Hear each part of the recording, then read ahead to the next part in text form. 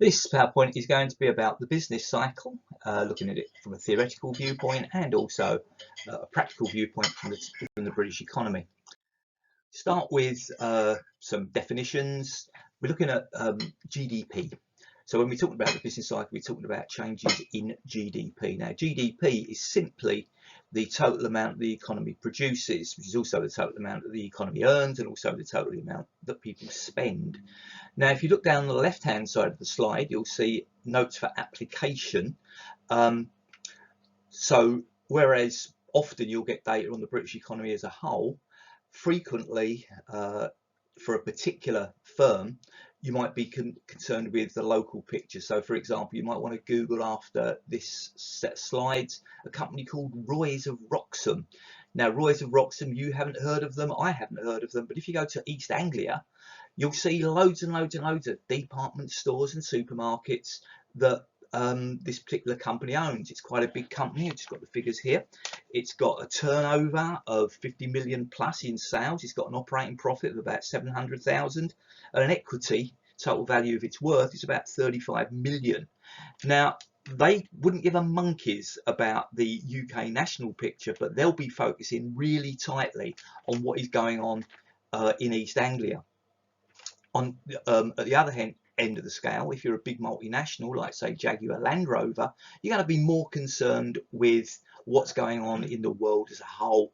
They've got a lot of their sales tied up in China, and they faced the difficulties a couple of years ago when the Chinese economy, well, I'm going to say fell back, but it's still growing far faster than the British economy grows at.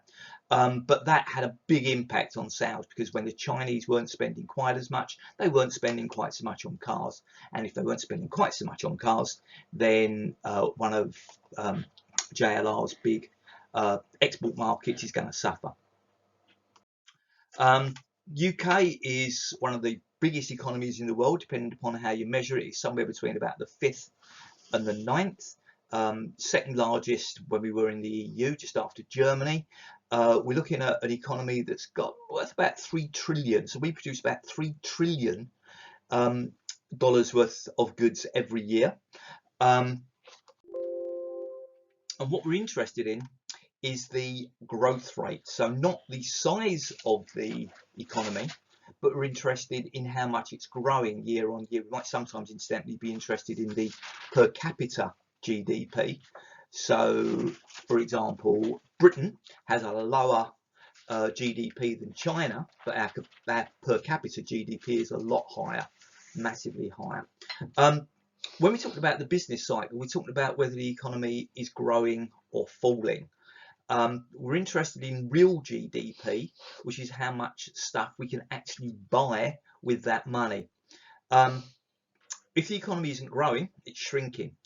And if it's shrinking, we might be in a recession. Technical definition of a recession is 2 successive quarters where the economy is shrinking. But I mean, frankly, that's just a definition. If the economy shrinks, then firms will either suffer a lot, suffer not so much, or do okay.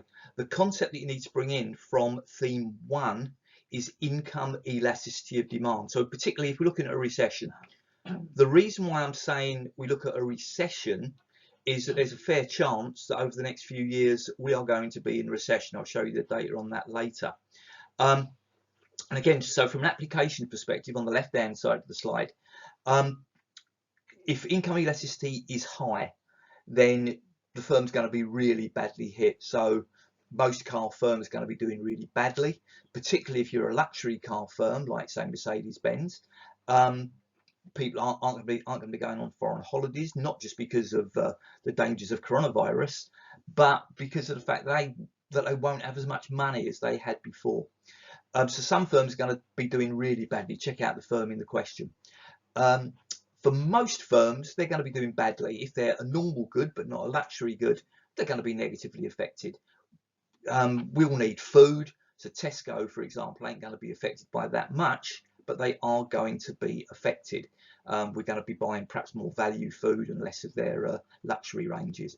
There are some firms that might actually do quite well from negative economic growth. For example, if you wander down to the Baker's Arms, you'll see a cash converters stored down there, and I don't think they'd be that bothered if the economy goes into recession, because that's where people are going to be flogging their stuff in order to get a bit of cash. The economies in the business cycle go up and down. So you have booms when the economy is doing particularly well. After a boom, you get a slump. After a slump, you might go into recession, you might not.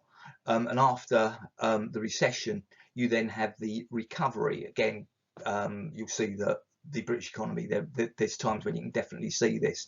For a business perspective, these ups and downs will be affecting business and consumer confidence. So if businesses or consumers don't feel happy, they ain't going to spend. What's more, not only might they not want to spend, they may not have the money to spend. So if we look at that in practice, so if we look at the UK, you can see that since World War II, in fact you can't see that from here because I haven't got all the data from World War II, but our growth rate has been growing by about 2 to 2.5% a year. To put it another way, every year we can buy somewhere between 2 and 2.5% more stuff. If we take the perspective of the last 30 years virtually, there have been 2 recessions, one of which was a 1990 recession. You can see that on the left hand side of this screen, but there's also the big credit crunch that led to the Great Recession of 2008 to 10. But as you'll see, that's nothing compared with what is going to come, because with the impact of COVID-19, whereas in the Great Recession the economy shrank by about 6%, and in the 1990 recession we shrank by about 2%. If you look at this forecast for 2020-21, the economy is likely to shrink by over 30%, which is quite an interesting point to end this presentation.